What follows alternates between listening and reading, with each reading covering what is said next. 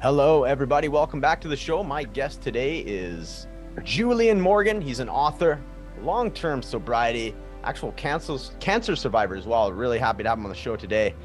His name's Julian. How are you, Julian? Matt, I am really good actually, mate, and thank you very much indeed for having me on the show. That is very kind of you, my friend. It's great to finally see you and meet you. Yeah, absolutely. Yeah. I love that about, the Zoom era that we live in, that you and I can talk from very far distant across the pond, right? You're over in the UK and I'm here in Canada and we're getting to know each other. You sent me your book, which I do thank you for, and we'll show that to the camera. I really Yeah. appreciate that surrender. So we'll talk about the book, but honestly, I want to get to know you as well. So, Yeah, sure. let's get a little bit into yourself there as far as, you you do have some long-term sobriety. You have a lot to say about just the subject of addiction. So let's just start with there. Like I noticed you mentioned in some of our messages back and forth, your perception of addiction is like, it's not a choice, right? There's a lot of folks out there that think, well, why can't you just choose not to drink or not to, whatever your vice may be. And I get the impression you're thinking it's not that easy, correct?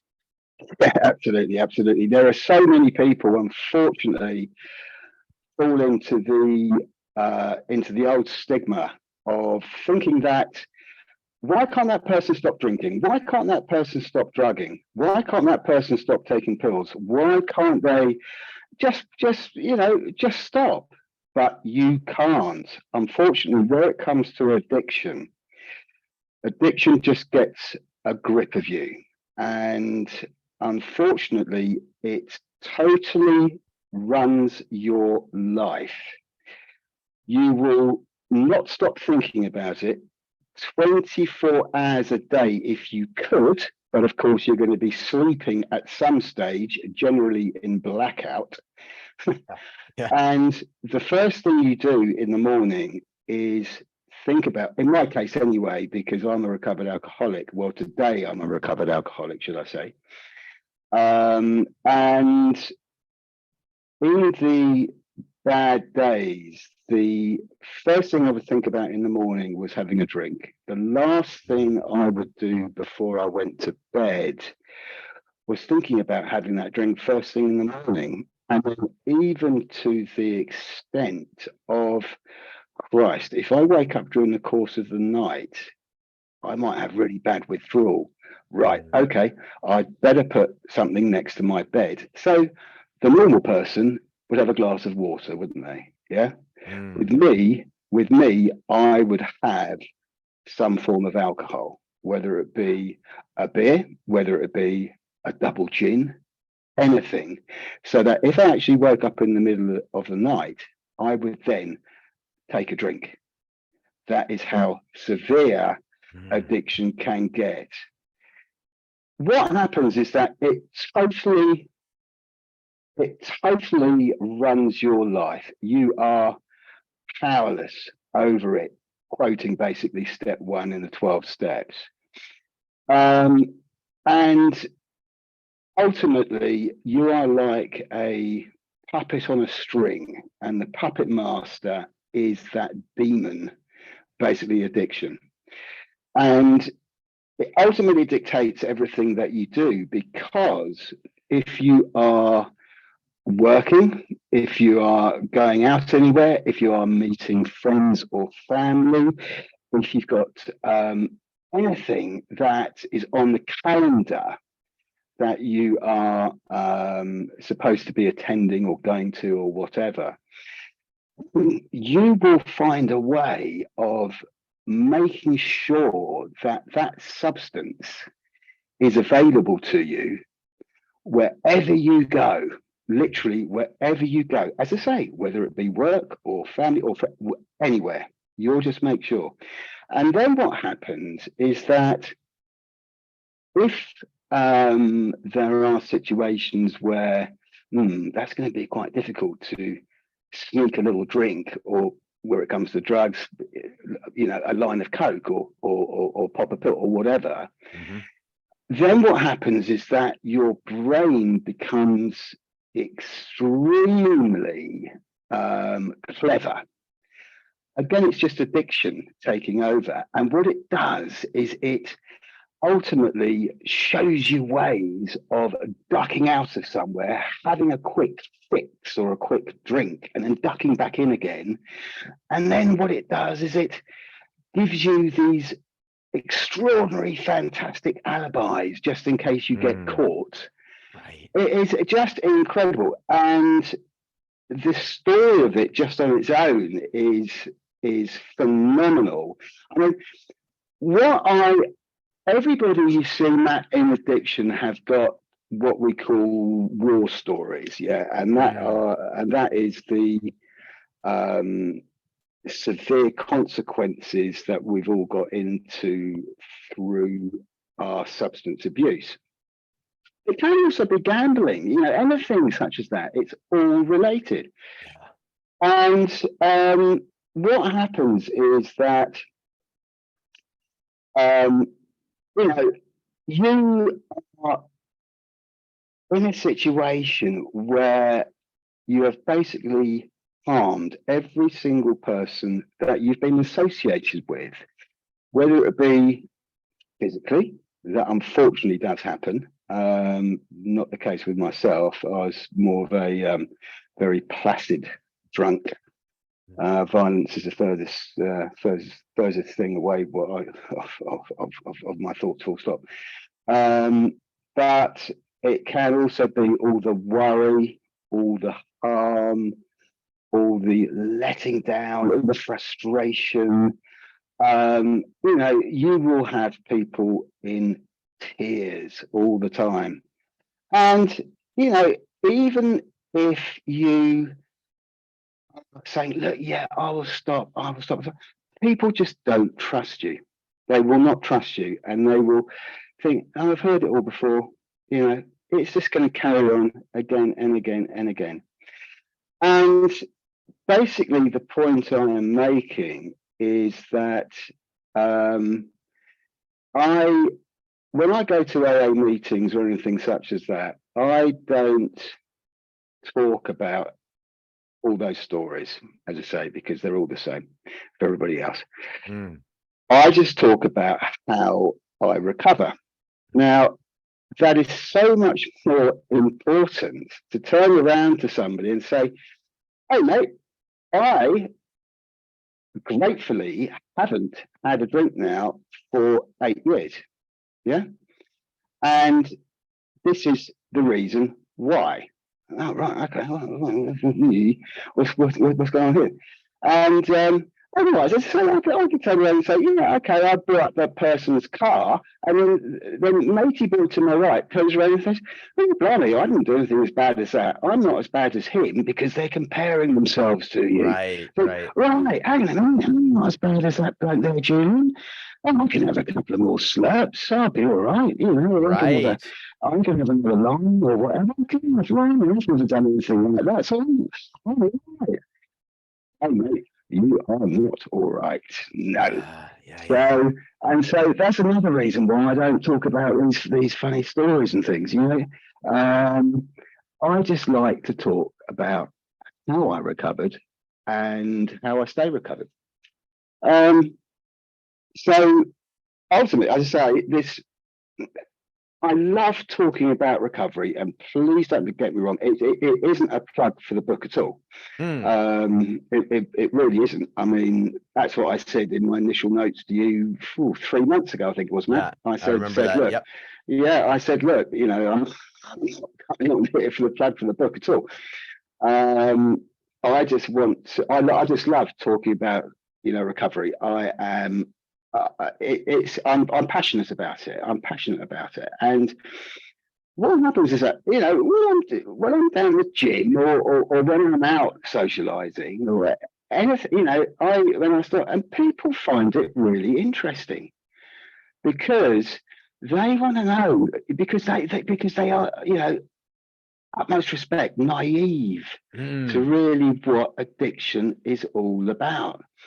And they don't understand that, you know, it will control your life until the day you will die.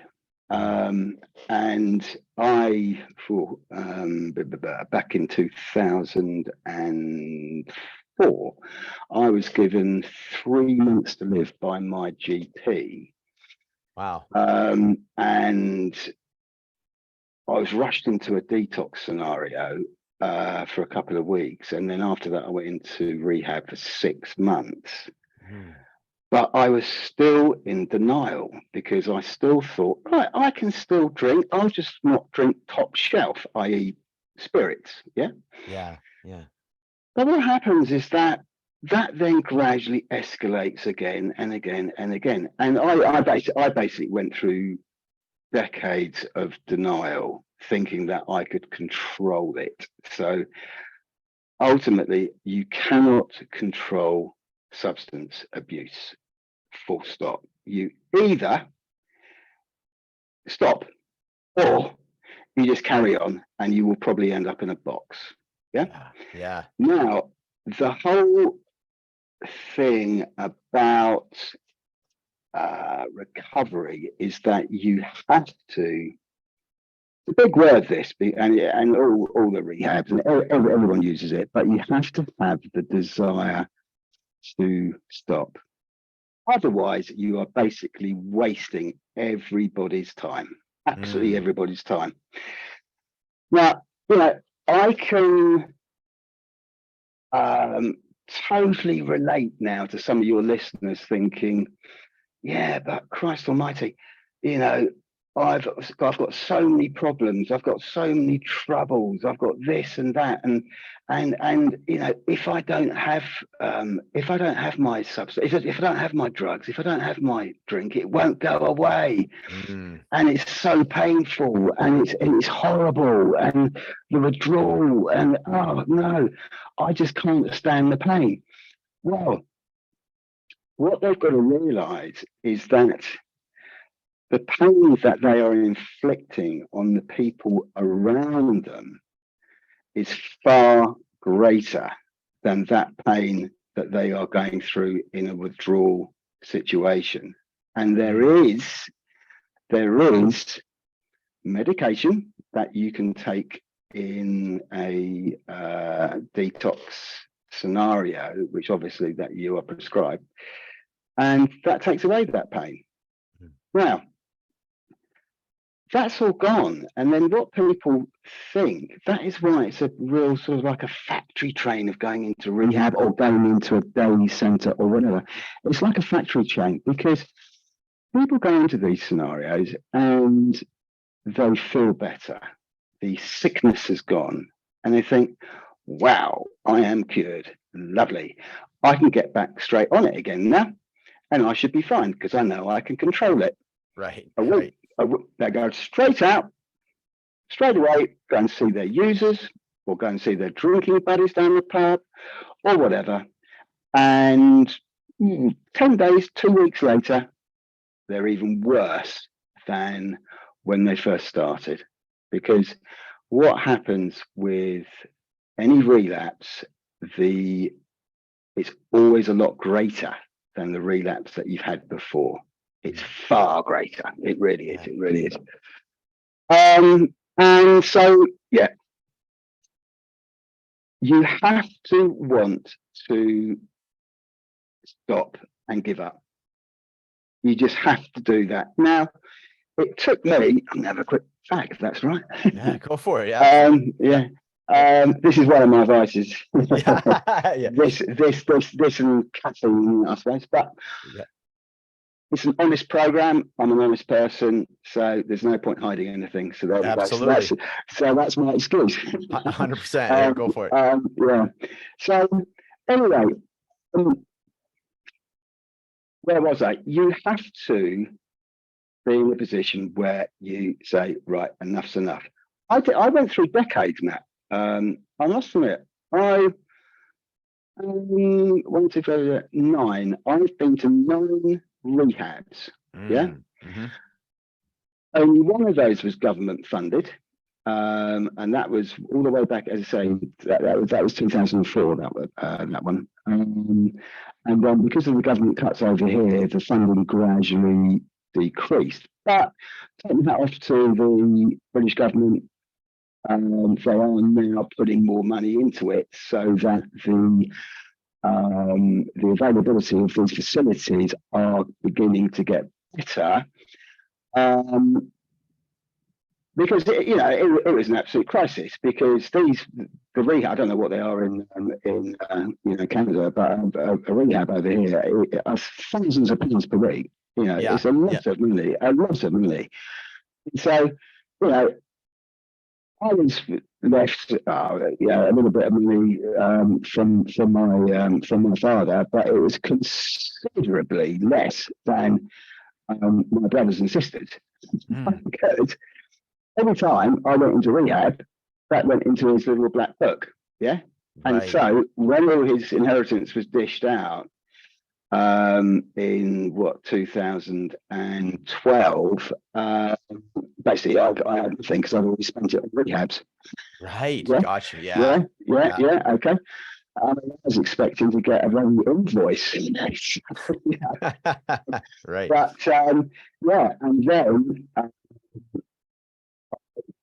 they had little small lengths of sobriety, and I'm so grateful because I was sober when my dad passed away. I was actually next to his hospital bed. He had an ongoing heart issue.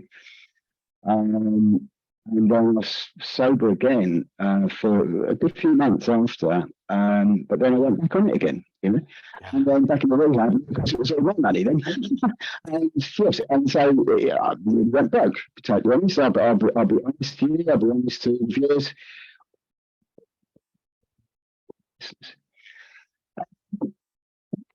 Was that there was one particular episode, I suppose you want to call it. And I was on my way to a final rehab, and it was on Christmas Eve. Fell out of the taxi, my right ankle, had to go into hospital immediately instead of going to the rehab. And I was in hospital for a whole week from Christmas Eve until New Year's Day because they couldn't operate until the swelling went down. Wow. And spending Christmas Eve until New Year's Day in a hospital on my own, where everybody else had all their friends and family coming through and all this sort of stuff. I had hit rock bottom. That was my rock bottom. Yeah. And I thought, Jesus Christ, I had enough. And that is when I literally reached out and said, look, I've had enough. Can anybody help me? And that is when I actually found spirituality. I found an entity that I just suddenly just felt this sort of like all around me that I could trust, that I could ask questions to, that I could ask advice, that would give me answers, that would make me feel safe, that would tell me not to do things. It was absolutely extraordinary.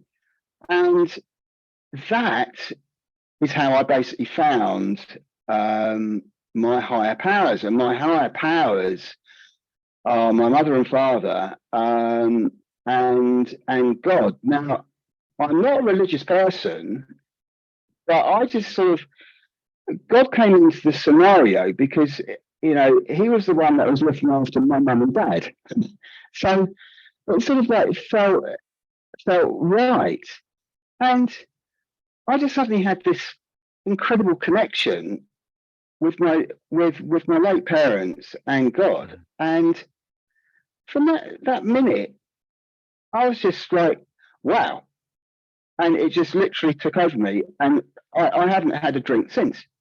Wow. It is all down to my faith in spirituality. Now, higher powers, people are thinking probably higher powers, God and all this sort of stuff. They're probably rubbish. I don't agree with that. But a higher power can be literally anything as long as you believe in it, as long as you have faith in it. It can be the weather. It can be literally anything. it obviously can be your kids. You know, you are doing it. You're doing something, yeah, for someone, yeah.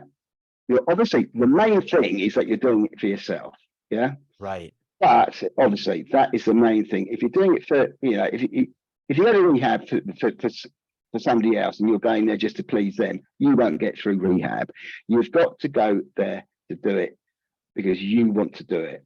Now, where it comes to higher power, it is something that you have faith, you have trust in, and something that you can connect with, and that you feel safe around, and that you don't want to let them down.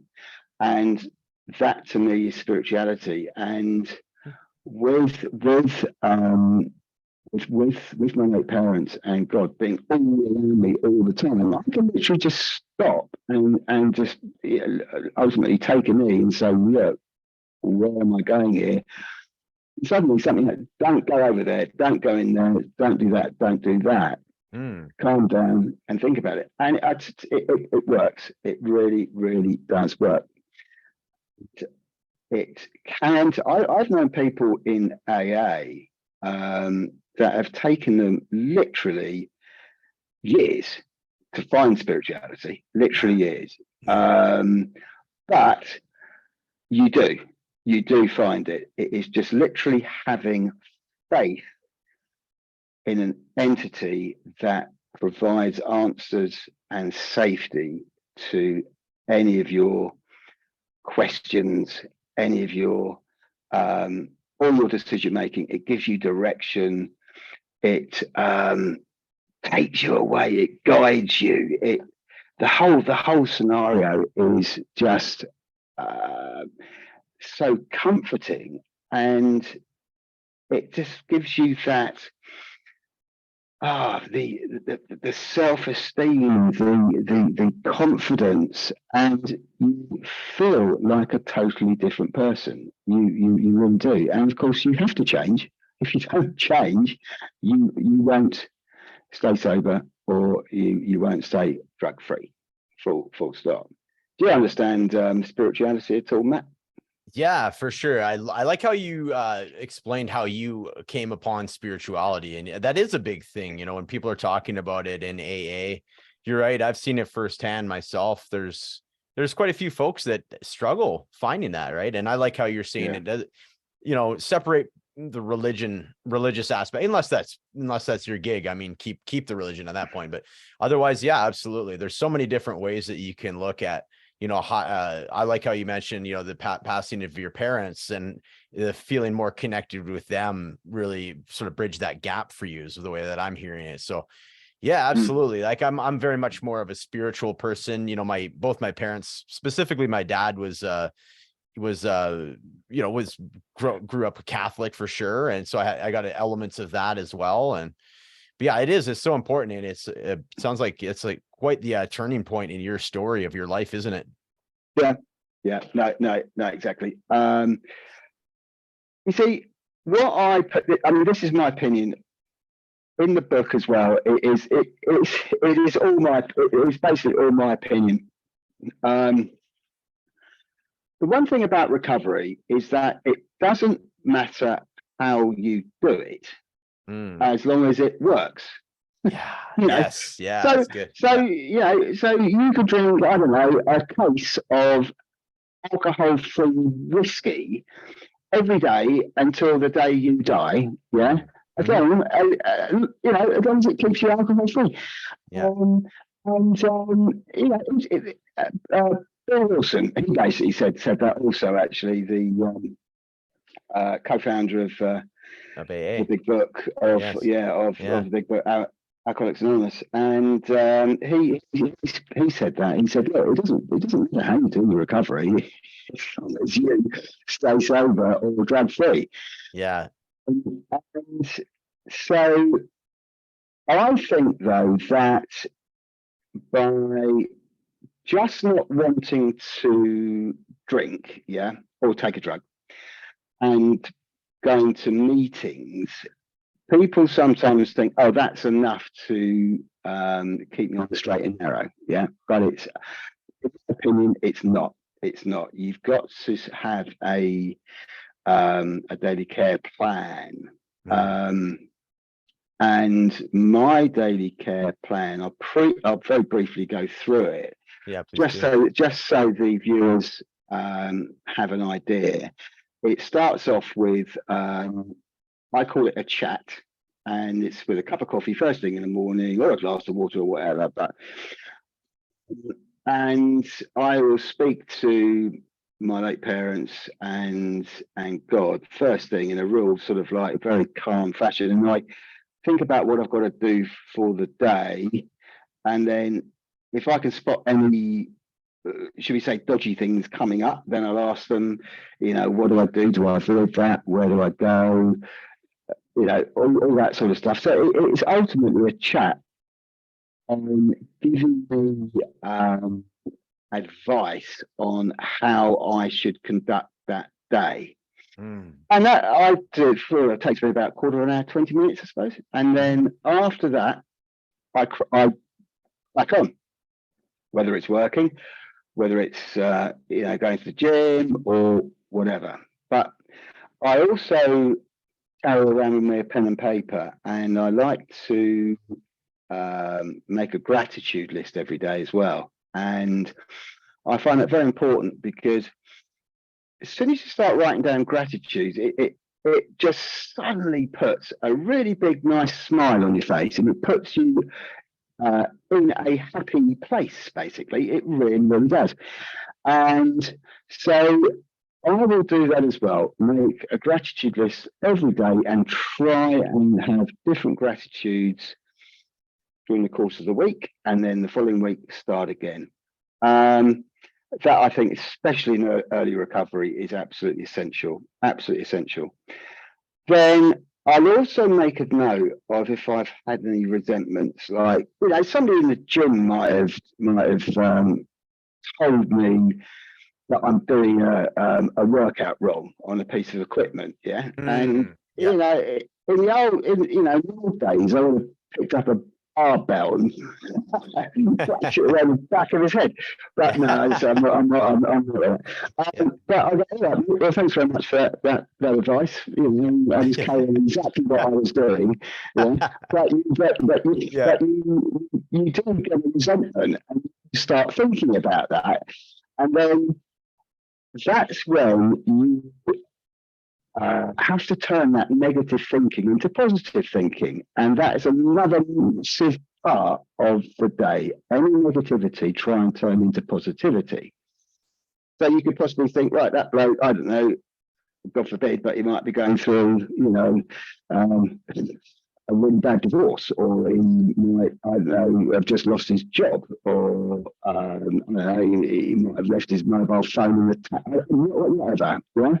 Yeah. And so you've got to think about the reasons why, you know, or he was generally trying to help you out, or, you know, just try and get it out of your system that he was just being a really like nosy Parker, and you know, get out of my face scenario, right?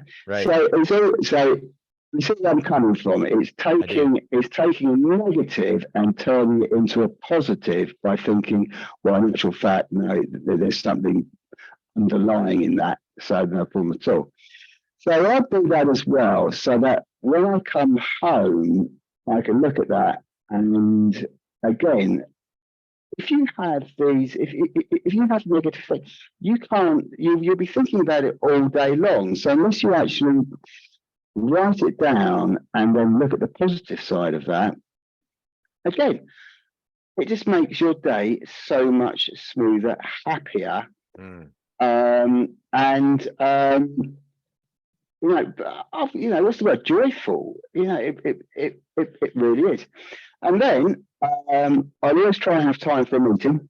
They're important. There are, I mean, this is going to be a little bit controversial, I suppose, but again, it's an honest program, and I'm honest. But I do sometimes find that when I go to meetings, it's just about these war stories and all that sort of stuff, and then people are comparing, and you know, it's like watching a episode of EastEnders, it can be actually quite depressing. You probably don't get EastEnders over in Canada. It's basically a soap opera over Okay, here. gotcha. Yeah. Yeah.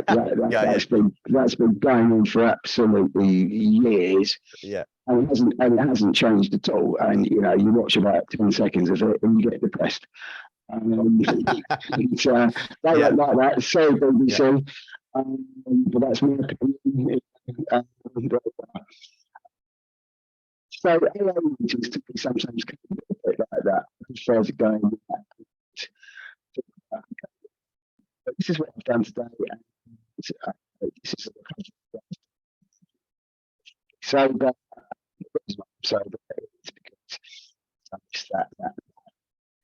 Okay, well, that's right. That's right. So, you know, yeah. You haven't got an anxiety link? No. No. No. Oh, right. Oh, what are you doing? So because I want to come and talk about recovery. I don't want to come and talk about family things, you know, because addiction recovery is all about success. Yeah. It really is.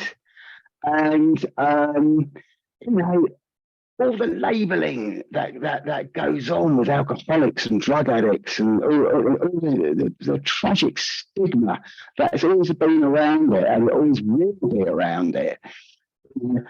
I just hate all that. And that's why I try and crush it as much as I can. Because, as you just pointed out half an hour ago, 20 minutes ago, Matt, you know, addiction can happen to anybody. And it doesn't matter who they are, it literally anyone, and from all walks of life. And of course, you know, it's not their choice. You know, I wouldn't tell and say, oh, I'm an alcoholic, or you know, be a chronic drug addict. You know, no, it's not their choice at all. And so, you know, but yeah, I really do like it when somebody talks about that, because then I can literally turn the conversation around and then give them awareness. And I think I don't know what it's like in Canada, Matt, but I mean, is the awareness pretty good regarding addiction over there? As in, are people educated about it? I would imagine that we're similar to, you know, the way that you guys are over in Europe. I find that we're often like a hybrid of like Europe and obviously sort of parroting a little bit delayed reaction, but parroting what's happening in the States. Right. So, right. You know, definitely. Yeah, absolutely. I think it's come a long way, specifically the last 3 to 5 years, you know, like getting out of just the, like AA is great, but just getting out of being able to just be of the mindset of AA, you know, it's kind of like you'd mentioned, whatever works for you. You know, there's a lot more of an acceptance around non-alcoholic beers, whereas even 10 years ago, oh, that's gonna, you know, where that's gonna lead you, that's gonna lead you to drinking again, right? And now it's like there's a lot more of an openness to it, and it's like, to your point, it's, you know, like what you said, it's like it's whatever works for you, whatever works for each individual. It's going to look a little bit different because they're different people, they have different life circumstances. So yeah, it's come a long way in the last 3 to 5 years, and you know, I just see it getting, you know, better and better. Sure. Okay. That's brilliant, because the one thing is that is so important now is to basically get that awareness out there of ultimately what the consequences are. Because let's face it, you know, drug addiction, alcoholism will never ever stop. It will never stop. It will never stop. And so, as long as you make the younger generation more aware, then of course, if they see what would happen to them, what the shame and guilt that they will experience by putting the formidable worry of their family and their friends at that sort of age, I'm like, oh, goodness, at least they've got an opportunity to make a decision. Yeah. The more things are shown to them, given to them to read, videos, anything like that, even on TV, books, the whole lot, then it really is starting to gradually get better and better, because I mean, the classic phrase, what was it? The war on drugs the Americans use, don't they? Right. Don't they? Yes, it's a war on drugs, but it's a war on drugs that will never, win, ever win. Right. But what they can do is to slow it down, and the only way of slowing it down is by as I say, I keep repeating this, but it's so important. Is by the awareness of the younger generation, just to show them, what will happen. I mean, this is I suppose it is a bit of a punt here from my book. I managed to get 6 #1 bestsellers on Amazon in different categories. So it's 6 different categories, #1 bestsellers, and amazing. five of those categories were children and young adult. So That's was amazing. So like children and drugs, children and alcohol, children and substance abuse, teen what's the other one? Teen addiction, substance abuse, and blah blah, etc. Anyway, gotcha. What I was so oh my word, I was just so, I was like, absolute celebration time, because it meant that the my prose, the literature, was actually being read by the younger generation, and that is exactly what I wanted to do. It really was. That's exactly who I wanted to target. Yeah. It was from all the chats I had with my powers in the morning, it was just incredible. So very lucky. They're the people that I'm trying to target. But yeah, it is a monster. It's a monster, Matt, and it unfortunately won't go away. Because I can guarantee you, right? You will know somebody who has an addiction issue. 100%. You and I. So every single person listening to your show or watching your show today, they will know somebody or know of somebody. Guaranteed. Guarantee it. Absolutely guarantee it. It is everywhere. It is everywhere. I mean, it is an epidemic far worse than miles worse than COVID, and it's one that has a vaccine. That's a good point. Yeah, you're right. Yeah, you're right. Miles worse, mate. Yeah. Well, it's as I say, there is not an answer to it. Bang. But otherwise, if there was a pill, or if there was some sort of injection or whatever, pharmaceutical company came up with that idea, of course, right? Richest company ever. But so there isn't that. There is not that. There is not a magic wand. There really isn't. It is a process. Yeah. To give up alcohol or drugs or any substance abuse. It is a process which starts with yourself wanting to do that. And for you wanting to do that, you have got to be able to see what the consequences are if you carry on doing it. Yeah. And I love it, man. that is the awareness.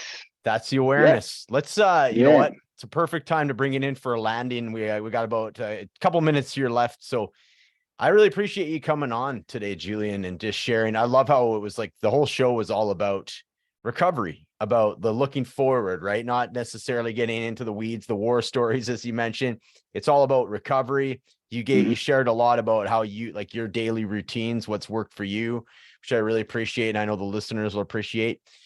And yeah, thank you so much for coming on and just sharing some of these and everything you said really resonates with me today. So thank you, Julian. If anybody's wanting to reach out to you, I know you have a really great Instagram channel that you or account. Where can people reach out to you if they want to follow you and find you, Julian? Sure. Okay. It's Instagram account is at all one word, at long-term sobriety. Brilliant. Okay, so that's at long-term sobriety. Sounds great. I am going to be doing a blog as well. That's in the making at the moment. So that's going to be on top of the Instagram account. I don't actually like Twitter, actually, to be totally honest, and I don't like Facebook. So again, I'm honest. So that just doesn't float my boat. I'm with you on Twitter. I've never cared for it. It doesn't yet. No, that's not my cup of tea. Yeah. I'm just starting another book as well. Brilliant. So that's going to be my second book, and it's going to be about rehab. Funny enough. Very cool. And also, I am in the process of writing a drama series. And very cool. That I think is so important because it's going to be based on true stories, and it's going to be based on the consequences of people, but also the success of people and what people have done. Very cool. After recovering and in recovery. So you've got the 50. So you've got the 50-50 balance. And again, it's going to be educational. It's all educational. Very cool. All educational. Love what you're doing. So more to come. We'll definitely be following you. And the closer you get to one of your next books coming out, by all means, reach out. We'll love to have you back on the show. Julian, thank you so much for coming on today. Have a great rest of your day. My pleasure, sir. My pleasure. Take care. Bye-bye.